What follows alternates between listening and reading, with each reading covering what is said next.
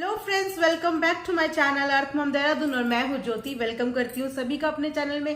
तो अगर चैनल में न्यू है तो मेक श्योर चैनल को जरूर सब्सक्राइब करें और साथ ही साथ बेल आइकन जरूर हिट कर दीजिए ताकि मेरी जब भी नेक्स्ट वीडियो आए तो आपको उसका नोटिफिकेशन मिल जाए। So without further delay let's get start the video. So दोस्तों, आज हम लोग रिएक्शन देने वाले हैं डरावना सेठ के ऊपर। आई नो बहुत सारे लोग हैं जिनकी वो फेवरेट व्लॉगर होंगी। इनफैक्ट कहीं ना कहीं मुझे भी वो पॉजिटिव व्लॉगर में से ही एक लगती है। लेकिन जस्ट बिकॉज हमारा काम रिएक्शन देना है तो हम कभी भी फेवरेटिज्म नहीं देखेंगे। हम लोग रिएक्शन देंगे एज पर देयर व्लॉग। तो अगर बात करें डरावना सेठ के लास्ट व्लॉग के बारे में, तो डरावना सेठ लास्ट व्लॉग में बहुत ही ज्यादा सुंदर लग रही थी अपने करवा चौथ गेटअप में, और उन्होंने एक रेड कलर की साड़ी भी वेयर करी थी। जो साड़ी उनको उनकी एक सब्सक्राइबर बोलिए या उनकी फ्रेंड बोलिए, उनको हर साल फेस्टिवल में वो बहुत ही ब्यूटीफुल ब्यूटीफुल साड़ीज गिफ्ट करती हैं। इनफैक्ट डरावना को भी और डरावना की सास को भी कई बार उन्होंने बहुत सारे एक्सपेरिमेंट्स उनके ब्लाउजेस उनकी साड़ीज में किए हैं। और साड़ी पहनने का रीजन भी मैं आपको बताती हूँ, क्योंकि डरावना सेठ ने एक शॉपिंग ब्लॉग भी शूट किया था जिसमें वो अपने लिए शॉपिंग करती हुई नजर आ रही थी, अपने लिए आउटफिट और करवा चौथ के लिए ड्रेस ढूंढ रही थी।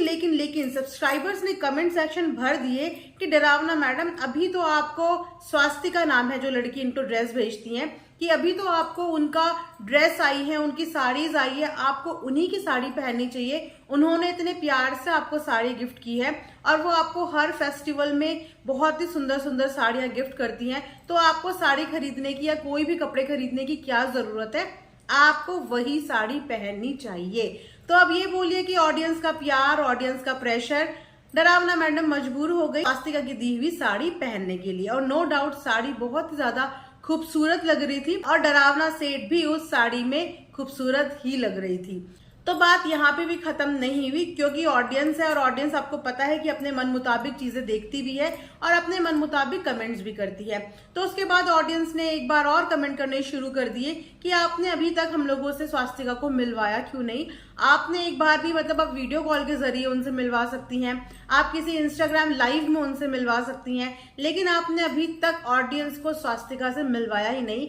जबकि हम पिछले 2-3 साल से रेगुलर बेसिस पे स्वास्तिका के गिफ्ट्स आपके व्लॉग में देख रहे हैं और हम भी चाहते हैं कि हम भी स्वास्तिका से कुछ मंगवाएं, कुछ ऑर्डर करें, लेकिन हमारे पास भी स्वास्तिका की कोई डिटेल्स नहीं है। तो डरावना मैडम क्यों स्वास्तिका की डिटेल्स शेयर नहीं करती या क्यों उनको अभी तक उन्होंने प्रमोट नहीं किया? तो देखो फ्रेंड्स, इसके कई सारे रीजंस हो सकते हैं। मे बी कि स्वास्तिका खुद ये नहीं चाहती हो, स्वास्तिका ने खुद इस चीज के लिए अभी हामी ना भरी हो, और रीजन ये भी हो सकता है कि डरावना मैडम नहीं चाहती हो। मतलब दोनों में से कोई ना कोई तो है जो नहीं चाहता हो, या ये बोलिए टाइम क्लैशेस हो रहे हो, XYZ कुछ भी रीजन हो सकते हैं। बट जिस तरीके का प्यार मिल रहा है स्वास्तिका की ड्रेसेस को, मुझे लगता है बहुत जल्द ही डरावना सेठ स्वास्तिका के साथ आप सबको नजर आने वाली है और ये उनके व्लॉग का एक मेन कंटेंट में से एक कंटेंट होगा। चलिए, ये तो बात रही करवा चौथ के ड्रेसअप की डरावना मैडम के बारे में। उसके बाद हम लोग बात करते हैं डरावना मैडम के करवा चौथ के टाइम पे लास्ट ईयर की ट्रेजेडी के बारे में। जी हाँ, अगर आप लोग डरावना मैडम के रेगुलर व्यूअर हैं तो आप लोग जानते ही होंगे कि यही वो दौर था, यही वो टाइम था जिस समय पे डरावना मैडम के घर पे एक बहुत बड़ी ट्रेजेडी हुई थी। उनका कोको जो है इस दुनिया से गया था। करवा चौथ का अगला ही दिन था, अगर मैं गलत नहीं बोल रही हूँ, करवा चौथ का अगला ही दिन था जिस दिन कोको की डेथ हुई थी। और जितने भी व्यूअर्स डरावना सेठ के वीडियोस देखते हैं ना, वो डेफिनेटली एनिमल लवर्स हैं, क्योंकि उनका पूरा कंटेंट ही एनिमल्स के ऊपर होता है। तो उनको देखने वाली ऑडियंस अधिकतर एनिमल लवर ही होती हैं, और जिनके घर में पेट्स होता है ना, वो इस लव से कनेक्शन फील कर सकता है कि एक पेट लवर क्या होता है, एक पेट के लिए इमोशंस क्या होते हैं। तो डरावना मैडम को तो डेफिनेटली ये दिन याद होगा, उनकी जिंदगी से शायद ही कभी वो इस दिन को भूल सकती हैं। लेकिन डरावना मैडम के साथ साथ उनकी ऑडियंस को एक एक दिन याद है, और वो बार बार कोको को याद करके उनके कमेंट सेक्शन में बहुत सारे कमेंट कर रहे हैं। हालांकि अभी उन कमेंट्स का डरावना सेठ ने कोई भी जवाब नहीं दिया है, और ऑडियंस ये शिकायत भी कर रही है कि डरावना मैडम किसी भी कमेंट का रिप्लाई नहीं करती हैं। वेल ये तो थोड़ा सा एक इमोशनल कमेंट हो गया, लेकिन इसके अलावा भी लोग ये शिकायत कर रहे हैं कि जैसे हर व्लॉगर कुछ कमेंट्स का जितने उनसे हो सकते हैं, खासकर जो शुरू शुरू में व्लॉग पोस्ट करने के कमेंट्स आ जाते हैं, कोशिश करते हैं कि उनको वो रिप्लाई कर पाए, बट डरावना सेठ जो है वो इंटरैक्टिव नहीं है। वो ऑडियंस के साथ व्लॉग के थ्रू ही इंटरेक्ट होती हैं, बट उसके बाद भी अदर चीजें भी होती हैं अपनी ऑडियंस के साथ कनेक्ट करने की, ये ऑडियंस के साथ इंटरेक्ट करने की, via lives, via comments, via Instagram. But डरावना सेठ व्लॉग पोस्ट करती हैं, बोला जाए तो कामचोर वो हैं, एडिटिंग का सारा काम भी निराश भैया ही देखते हैं। वो व्लॉग शुरू के डेज में तो वो कैमरा उठाने को भी एक इतना बड़ा बर्डन समझती थी, अब तो शायद थोड़ा उन्होंने कैमरा वैमरा उठाना शुरू कर दिया है, लेकिन वो कैमरे में शूट करने को भी इतना बड़ा बर्डन समझती है। इसीलिए आपने अधिकतर नोटिस किया होगा कि जब भी निराश भैया आउट ऑफ टाउन या आउट ऑफ सिटी चले जाते हैं तो उनको इतनी प्रॉब्लम होती है व्लॉग शूट करने में कि वो 2-3 दिन का ब्रेक ही ले लेती हैं। तो वाकई में व्लॉगिंग शूट करने के मामले में वो भी कामचोर नंबर 1 ही है। इसीलिए आप उनसे क्या एक्सपेक्ट कर रहे हो कि वो पर्टिकुलर आप लोगों के कमेंट्स के जवाब दें। वैसे अगर इसी तरीके से आप लोग करते रहे तो हो सकता है कि एक दिन वो मजबूर हो जाएं और उनके अंदर की कामचोरी निकल के बाहर चली जाए और वो आप लोगों के कमेंट्स का जवाब दें, बट इसके लिए आपको रेगुलर बेसिस पे उनको पिन करते रहना पड़ेगा। हाँ, एक कमेंट उनके स्क्रीन में जरूर दिखता है, पर वो इतनी जल्दी आता है और इतनी जल्दी गायब हो जाता है कि कोई उसे पढ़ना भी चाहे तो भी वो उस कमेंट को पढ़ नहीं पाता। कमेंट छोड़िए, आईडी का नाम तक ठीक से उसमें दिख नहीं पाता। तो इतना भी बॉदर नहीं होती डरावना मैडम कि भाई जिसका कमेंट उठा के पिन कराए, एटलीस्ट उसको मुंह से एक्नॉलेज ही कर ले, उसको बोल ही दे। तो चलो, अपनी अपनी चॉइस है, व्लॉगर अपने हिसाब से अपना काम करते, उन्हें लगता है हम जैसा कर रहे हैं वो सही कर रहे हैं। लेकिन एक बार कमेंट सेक्शन में हमें जरूर झांक लेना चाहिए कि ऑडियंस हमसे क्या एक्सपेक्ट कर रही है। यस, कमेंट सेक्शन इस समय 2 मिक्स इमोशंस के साथ भरा हुआ है।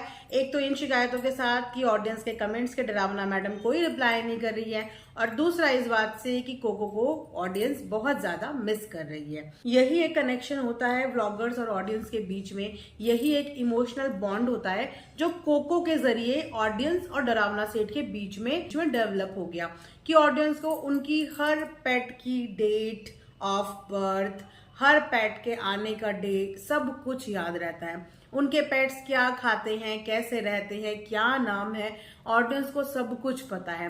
बट अभी कोको से रिलेटेड डरावना सेठ ने कुछ भी बात जिक्र कुछ भी नहीं किया, बिकॉज जाहिर सी बात है कि ये उनके इमोशन से काफी ज्यादा करीब होगा और इंसान उन चीजों को भुलाने की कोशिश करता है, लाइफ में आगे बढ़ने की कोशिश करता है। शायद इसी रीजन की वजह से उन्होंने जेरोक्स कॉपी छोटा कोको अपने घर में लेके आया ताकि वो पुरानी चीजों से बाहर निकले, क्योंकि अपने फादर के एक्सपायर होने के बाद भी वो बहुत ज्यादा ट्रॉमा में चली गई थी और बैक टू बैक उनकी जिंदगी में उनके मेडिकल इश्यूज, फिर उनके आईवीएफ फेलियर, देन उनका कोको का उनकी जिंदगी से चले जाना। जब चीजें एकदम बैक टू बैक होती है ना, तो इंसान एक ट्रॉमा, एक डिप्रेशन में चले जाता है, जिसकी वजह से औरतों की जिंदगी में, औरतों की हेल्थ में बहुत सारी उथल फुथल मचने लगती हैं। और आए दिन हर कोई औरत किसी ना किसी हेल्थ इश्यूज से डील कर ही रही है, और वो भी अपनी लाइफ में बहुत सारी चीजों से डील कर रही है। आज उनका एक व्लॉग में मैंने ये भी देखा कि वो ये कह रहे थे कि बहुत से लोग उन्हें कमेंट करते हैं कि कुत्ते पाले हुए इससे अच्छा अपने बच्चे पाल लो, कब तक कुत्तों को पालते रहोगे। तो देखो, बच्चे पालना हर कोई चाहता है। अगर एक इंसान जानवर से इतना प्यार कर सकता है, पेट लवर हो सकता है, तो आप खुद सोचिए क्या वो इंसान नहीं चाहता होगा कि उसके घर में भी, उसके गोद में भी कोई बच्चा आए जिसको वो पाले।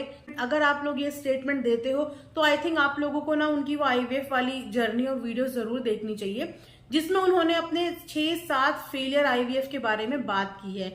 आजकल लोग 1-2 ट्रायल के बाद ही हताश हो जाते हैं, और सामने वाले बंदे ने 6-7 बार ट्राई करा है, और अगर उसके बाद भी उसको कंसीव नहीं हो पा रहा है या XYZ वो अपने हेल्थ इश्यूज के साथ डील कर रहा है, तो कभी भी ना किसी औरत को उसके बच्चा ना होने की वजह से ना ताने नहीं देना चाहिए। ये हमारी सोसाइटी है जो किसी को जीने नहीं देती। बोलते हैं ना कि किसी के दुख में एक बार दुखती रग का पता होना चाहिए इंसान को कि इस बंदे की दुखती रग क्या है, और बस वो बार बार उसी रग पे पिन करता रहेगा। इस चीज पे मैं बिल्कुल भी सपोर्ट नहीं करती, और मुझे पर्सनली अच्छा नहीं लगता कि किसी भी औरत की बॉडी शेमिंग, या वो माँ क्यों नहीं बन रही है, किसी भी तरीके से उसको जज किया जाए।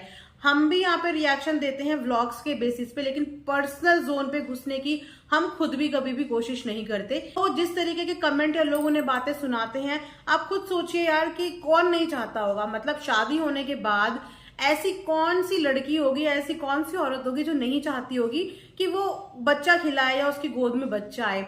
अगर इंसान की जिंदगी में वो खुशी नहीं मिल पा रही है उसको, तो अगर उनको जानवरों को पाल के, अपने पेट्स को पाल के वो खुशी मिलती है, तो यार उनको उस खुशी में खुश रहने दो ना।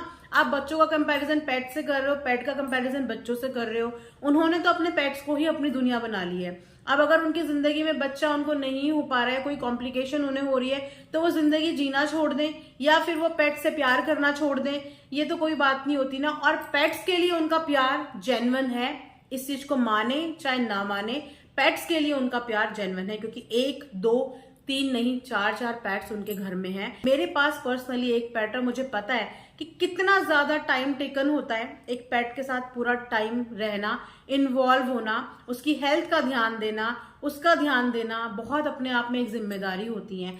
बट यस, इनकी जिम्मेदारी में इनके पेट्स को पालने में बहुत ज्यादा मेजर रोल है अमिता का। उसने बहुत ही प्यार से और बखूबी से इस चीज को संभाला हुआ है, इसीलिए ये लोग इतने सारे ट्रिप इतनी इजीली प्लान कर पाते हैं, वरना इंसान एक सिंगल पेट के साथ भी ये प्लानिंग ना कर पाए। ये 4 पेट्स होके भी ट्रैवल प्लान कर लेते हैं जस्ट बिकॉज इनके पास एक लॉयल और ऑनेस्ट हाउस हेल्प है, जो इनके पीछे से इनके घर का और इनके पेट्स का बखूबी ध्यान रख लेती है। सो वेल, ये था डरावना सेट के ऊपर आज का रिएक्शन। आई होप आप लोगों को पसंद आया होगा। लाइक शेयर एंड सब्सक्राइब जरूर करें and thanks for watching earth Mom Dehradun.